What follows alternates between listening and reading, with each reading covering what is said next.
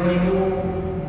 Nah, ayah kami ini selama hidup bergaul di sana sini. Tentunya namanya orang hidup pasti ada hal ihwal sesama kita ini berhutang-hutang.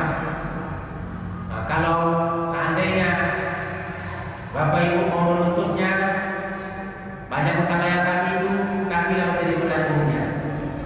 Sebelum seminggu sudah mayatnya dikuburkan, 3 hari sudah pengurusan ini, silakan jumpai kami jadi penanggung jawab. Kalau sudah jadi penanggung jawabnya Bapak Ibu, kita pindah ke sama ahli waris. Tapi kadang ahli waris ini nggak mau berkilah. Kau hutang sama aku berapa Pak? 10 juta. Ada buktinya, ada kwitansinya, ada foto-fotonya, ada saksinya, nggak ada. Chattingnya ada. Tahu dia ayahnya tempat dia berapi? Mana chatting? Wah, kalau nggak ada Pak, rambutnya sama hitam. Orang bisa saja Pak, wah bikin-bikin segala macam. Nah, nggak mau dia bayar Bapak Ibu. Ini yang berdosa. Berdosa itu Bapak Ibu. Kalau kita kurang yakin, betul Pak ayah kami di hutang sama Bapak, betul. Kalau kurang yakin kita, wallah, udah. Berarti betul-betul lah bahwa ayah kita itu belum hutang lunas. Jangan nanti kita beranggapan banyak hutang dia. Ini kalau kita bagi ini harta pusaka ini dibayar hutang, habis semua, zakat kita tak ada.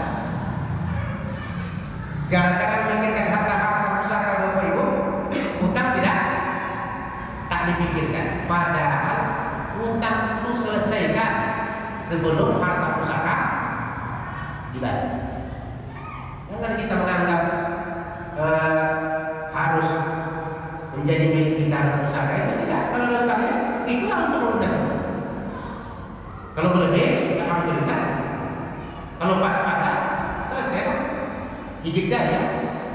Mungkin anak mendompol, lawan ayah kita meninggal apapun yang tinggalkan. Nah, kan begitu begitu.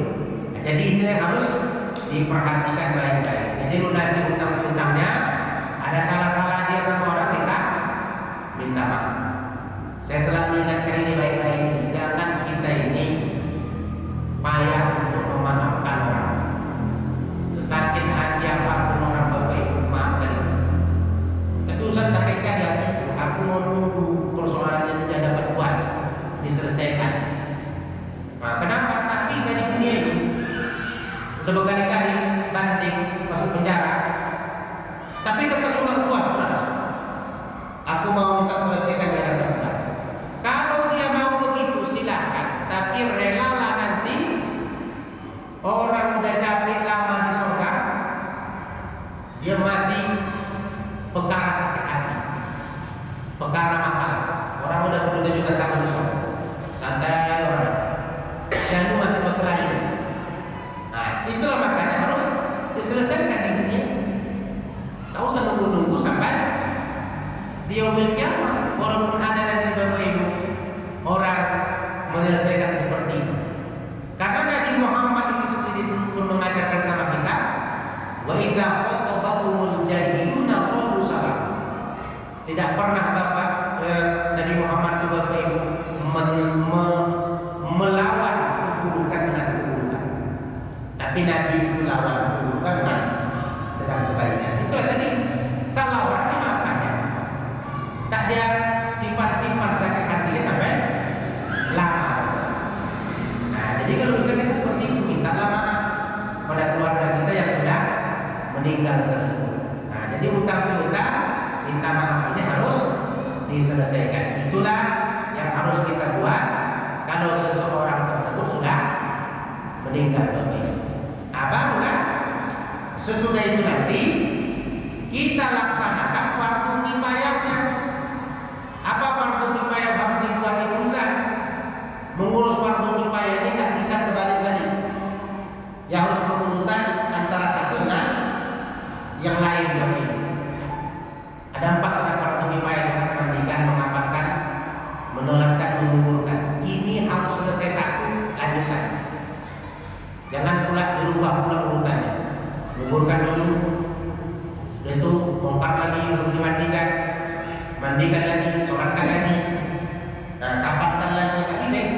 dia harus selesaikan dulu satu, mandikan dulu. Selesai mandikan, kuburkan, sholatkan, kapankan Bapak Ibu. Selesai kapankan, sholatkan, kuburkan. Ini diingatkan lewat hadis, tidak ada jeda waktu lama. Makanya kalau saya ditanya merubah kebiasaan yang udah turun-temurun Bapak Ibu, mempidatukan mayat mau berangkat itu, kalau bisa tak usah lagi dibikin-bikin.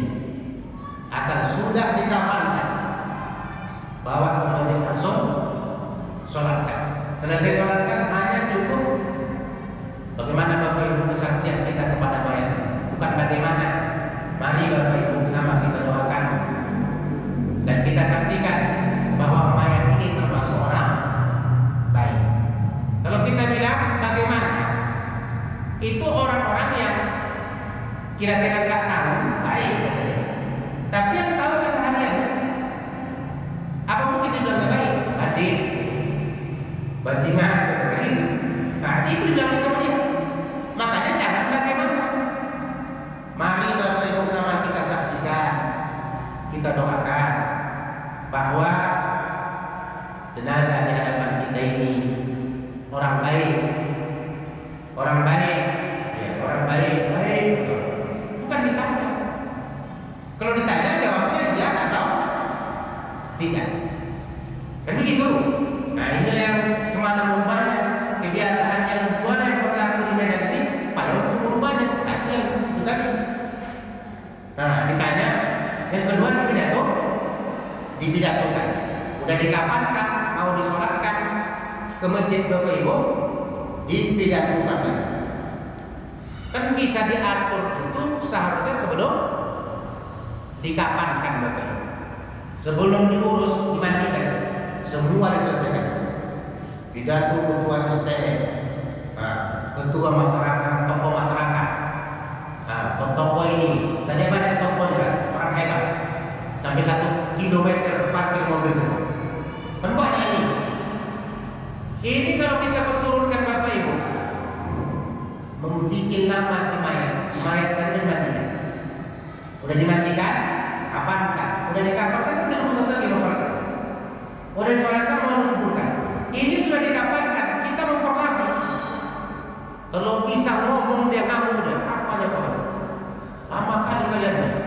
Apalagi orang Medan, maki-maki mungkin dia.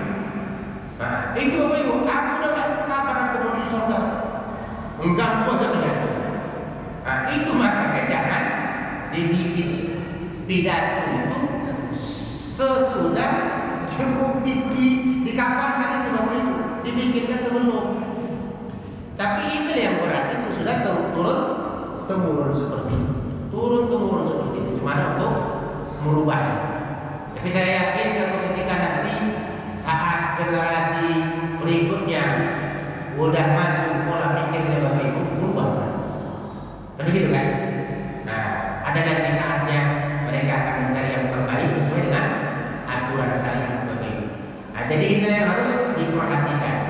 Jadi mandikan, kapankan, sholatkan, kuburkan. Nah, inilah panduan agama kita yang harus menjadi perhatian sama kita bersama Bapak Ibu.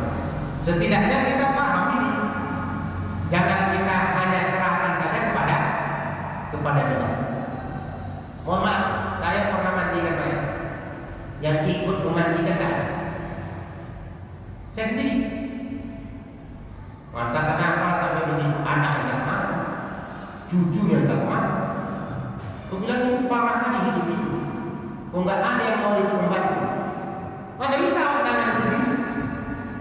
Begitu Bapak Ibu. Paling tidak ada yang megangkan. Ketika dia dimerengkan kanan, merengkan kiri. Kalau nggak ada megang, apa aku ganjal pakai lagi? Begitu. Kalau nggak ada yang membantu satu orang, aku ganjal pakai lagi. Cuma lagi. Jadi parah Bapak Ibu. Sempat tak ada, makanya harus dua orang. Kalian dibikin oleh kelurahan. Setiap di satu kelurahan bila mayatnya dua laki-laki, 2 perempuan. Satu yang tua, satu muda.